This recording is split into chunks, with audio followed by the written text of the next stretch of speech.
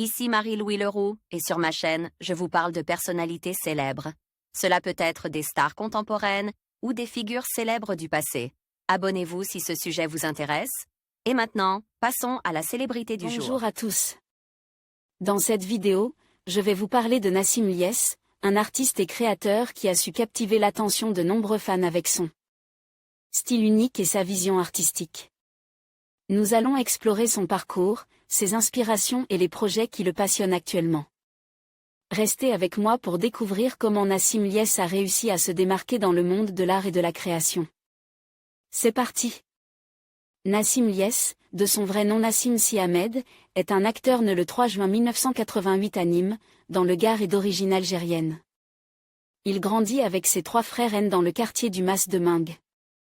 C'est là qu'il effectue sa scolarité. Après avoir obtenu son baccalauréat série ES, il fait une année de droit puis il part à Paris pour devenir acteur. Le jeune homme enchaîne les castings et les petits boulots de vendeur et serveur, avant d'être finalement remarqué par le réalisateur Tristan Orouet. Ce dernier le prend pour jouer dans son film Mineur 27, en 2011, aux côtés de Jean-Hugues Anglade et de Gilles Lelouch. Lance, il obtient le rôle de Malik l'année suivante dans la première saison de la série télévisée Les Lascars. On le voit aussi dans la web-série En passant peu chaud, réalisée par Julien Hollande, fils de l'ancien président.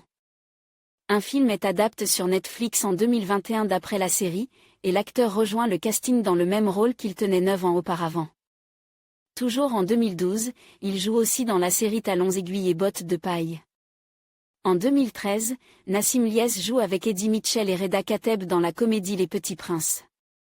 L'année suivante, il joue un homosexuel dans la série Hôtel de la plage, sur France 2, puis en 2015, il joue le personnage de Driss. Dans le film sur le terrorisme Made in France, de Nicolas Boukrieff. On le retrouve ensuite dans le rôle de Selim pour la série Marseille en 2016. Le comédien fait aussi une apparition dans Le brio d'Ivan Attal, dans Épouse-moi mon pote en 2017 et dans Jusqu'ici tout va bien en 2019. En 2020, il joue une victime de la série Il était 10, sur M6, adaptée du roman éponyme d'Agatha Christie. L'année 2021 est prolifique, avec 2 films dont un international, Le Dernier Mercenaire et Birds of Paradise. Il est ensuite Saïd Masrich dans Overdose et Tarek dans 16 ans, sorti en 2023. Cette même année, le public le découvre dans le rôle principal du film d'action Pharaon ainsi qu'à l'affiche de la série Nouveau Riche.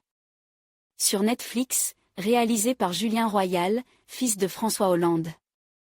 Puis Nassim Lyes donne la réplique à Bérénice Bejo dans le film Sous la Seine.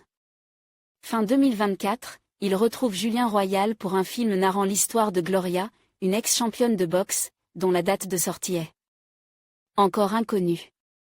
En conclusion, Nassim Lyes est une figure fascinante qui continue d'inspirer et d'influencer de nombreux domaines. Son parcours, marqué par des défis et des réussites, illustre l'importance de la passion et de la détermination.